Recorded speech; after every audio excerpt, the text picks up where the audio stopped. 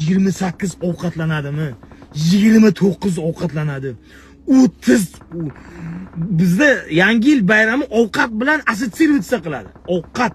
Yangi yil bayramini olib tashlab turib, ovqat bazm deb qo'ysa bo'lmaydimi? Ovqatlar yeymiz desa bo'lmaydimi, jalab? Oshqozon ham hamma chiqib ketgan jalab. Yotibdi birinchi yanvarda jalab. İçiyle ham bilad, mana shunaqa ichak mashaqa bo'lib ketgan ovqatni chiqarib yorib, ichak ham biratan.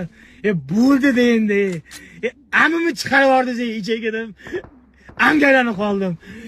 Haliga biratan ham bilad 28 boshlagan zakuska, bodring, ustidan kola, orqasidan ragalik, orqasidan medavoy, bounty, banan, meva hazm qilishga mizim ategidan haligi jalab 28, 29, 30, 31 shashlik, lag'mon 5 barmoq, 6 barmoq jalab. 10 barmoq bilan 1-yanvar, 2-yanvarda unitazi bosadi-ku. 8 litr, 10 litrdan hamma 4 mahal, 5 mahal hojatga chiqadimi? 1-2-yanvarda Toshkent kanalizatsiyasi ham vahoy короче bor. Qattan biz och qoldik deyotdinglar-ku videolarda. Hayot yomon deyotdinglar-ku.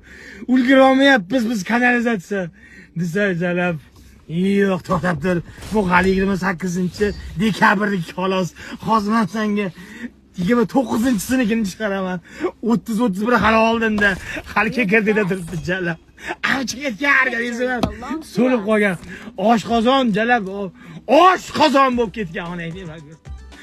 Nima shunaqa? Ovqat anaqa bilan yangi yil bilan urush boshlayotgan o'xshaydi.